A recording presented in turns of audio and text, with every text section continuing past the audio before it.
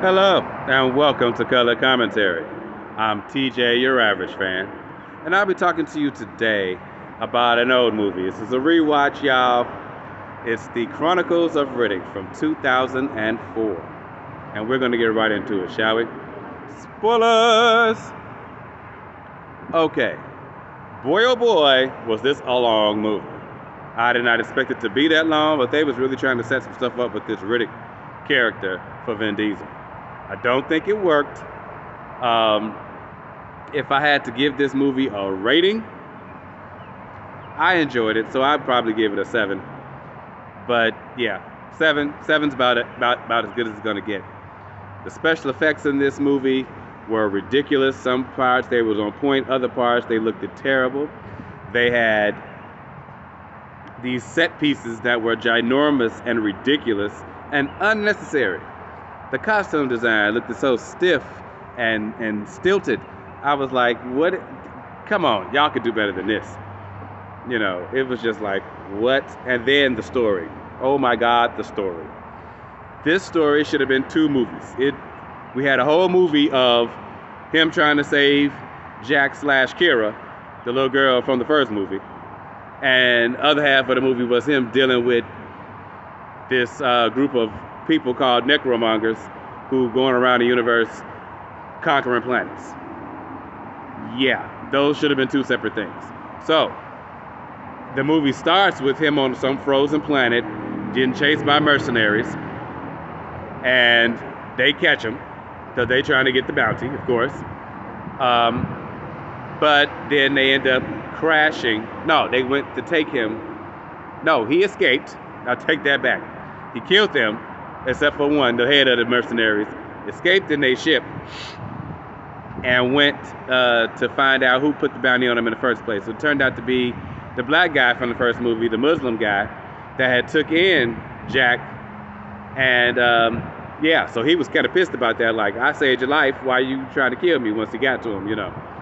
And he like, no, it wasn't me. I was just trying to get your attention because this elemental wanted to talk to you. An elemental, another race of people that, elemental, but I only seen the air person. And she's the one that explains why she called him. She wanted him to take out these necromancer people because his race, apparently the Furians, are the only ones who was willing to and did for the most part stand up against these people in the first place. And there's a prophecy that a Furian is going to take out the head dude. So he been trying. That's why he took out the planet in the first place long before it could happen. But he didn't realize that Riddick had escaped, and therefore there was still a Furian around. All this to say that he had a guy that he called a pacifier, that is the head of this necromonger people, and he was a Furian as well. Who knew?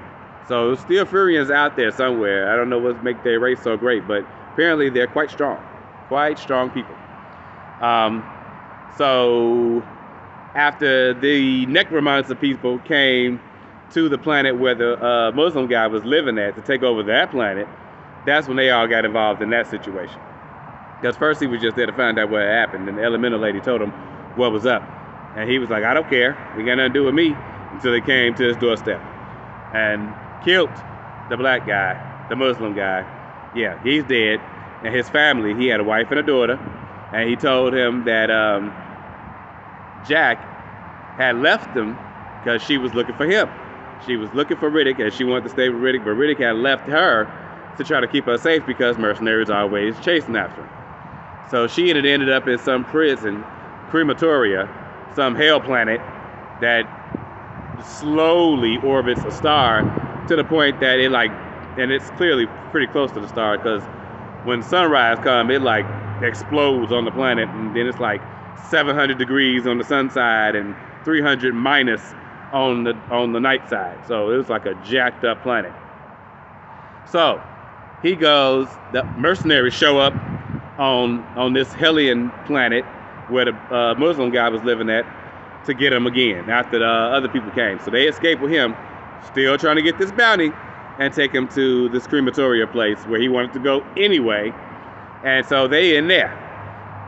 They haggling over price with the guards and stuff about the bounty and how much he was going to get for him. In the process of all of that, the Necromonger people are still chasing him now because they didn't heard about there was a Fury in there. So yeah, and he killed one of their people, so they like pissed about that too. So they chasing him. They done chased him to this crematoria place where he had to have an all-out fight with them, the guards and the mercenaries, even though the guards and the mercenaries had pretty much half killed each other. Ridiculousness all the way around. Then you got him escaping. Well, they thought that they killed Riddick, the Necromancer people. So the head Necromancer general dude, he went back to the boss, told him, yeah, he did, and got a promotion, but he was still alive.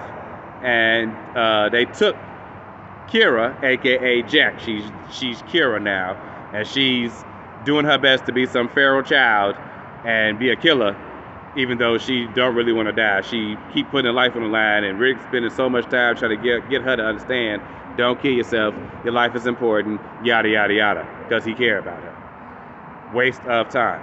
Kira was a badass though, I will give her that. Kira was a badass. So they take Kira, so now he got to go back to Helium to deal with the Necromonger leader and to try to get Kira back.